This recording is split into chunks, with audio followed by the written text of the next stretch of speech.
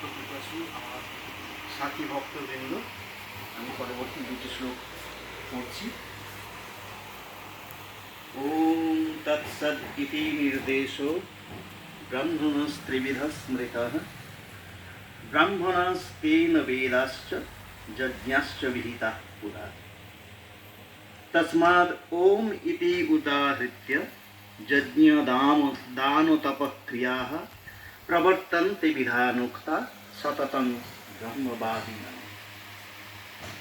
এই শ্রদ্ধাত্রয় বিভাগ যোগ নামক যে সপ্তদশ অধ্যায়টি, সেখানে এই বিভাগগুলি হয়ে যাওয়ার পর এখন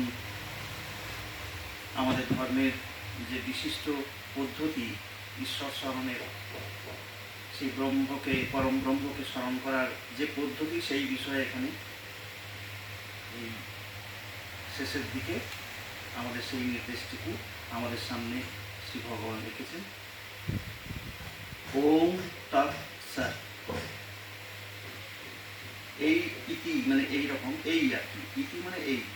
ওম তৎসৎ ইতি নির্দেশ, এই যে ওম তৎসৎ ইতি ত্রিবিধ নির্দেশ, এই যে তিনটি নাম, নির্দেশ বলতে এখানে নাম বোঝাচ্ছে, ব্রহ্মের যে তিনটি নাম, এই ওম তৎসৎ ইতি ত্রিবিধ নির্দেশ,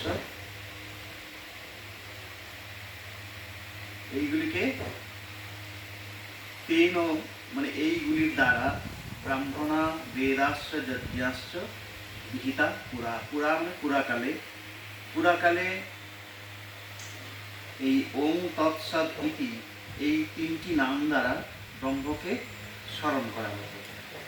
এই এই এই তিন প্রকার নাম দিয়ে, তেন মানে এই তিন প্রকার নামটি দিয়ে ব্রাহ্মণা মানে এই যজ্ঞ যে করা হতো, সেই যজ্ঞের কারণ হচ্ছে বেদ এবং যজ্ঞকর্তা হচ্ছে ব্রাহ্মণ, আর যজ্ঞ তো যজ্ঞক্রিয়া, এই তিনটিকে নির্দিষ্ট করা হতো, বোঝানো হতো পুরাকাল থেকেই। তখন তো এই পরম ব্রহ্মের কোনো নির্দিষ্ট মূর্তি বা কোনো কিছু সেরকমভাবে হয়তো আবিষ্কৃত হয়নি, সেই জন্যে, অথচ আমরা ঈশ্বরকে স্মরণ করার জন্য আমাদের একটা প্রতীক লাগে। এই ওম হলো সেই শব্দ প্রতীক। যেমন মৃন্ময়ী মূর্তি দিয়ে আমরা মা দুর্গার উপাসনা করি, একটা মূর্তি সামনে রাখলে তবেই আমরা সেই ঈশ্বরকে সাকার রূপী, যারা সাকার সাধক, যারা সাকার রূপের সাধক যারা, তাদের এটা সুবিধা হয়। সেটা আমরা ভক্তি যোগে আমরা দেখেছি, ঈশ্বর আমাদের সেটা, ভগবান শ্রীকৃষ্ণ আমাদের জানিয়েছেন যে একটা প্রতীক ধরে তবে আমরা ঈশ্বরকে চিন্তা করতে আমাদের সুবিধা হয়। না হলে সাকার নিরাকার সবই উপায়, একই উপায় সেই পরম ব্রহ্মকে জানার। তো সেই ওম হলো সেই শব্দরূপ একটি প্রতীক। এই শব্দের মাধ্যমে আমরা সেই পরম ব্রহ্মকে স্মরণ করতে পারি, মনন করতে পারি, ধ্যান করতে পারি।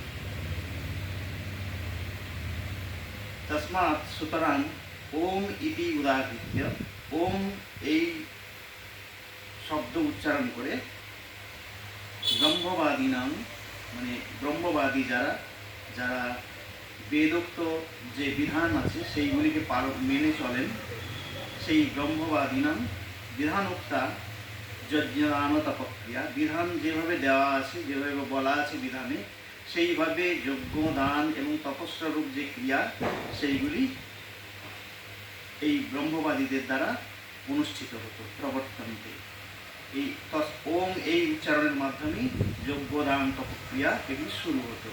সেই প্রথম থেকে এই শব্দ ব্রহ্ম, এই ওম এই প্রতীক দিয়েই সমস্ত যজ্ঞ, দান, তপস্যা ইত্যাদি সমস্ত কর্মই শুরু করা হতো। এই দুটি শ্লোকে আমরা এই ওম তৎসৎ, এই যে ব্রহ্মের, যে পরম ব্রহ্মের যে তিন শব্দরূপ, শব্দ প্রতীক, এই থেকেই আমরা এখানে জানতে পারছি।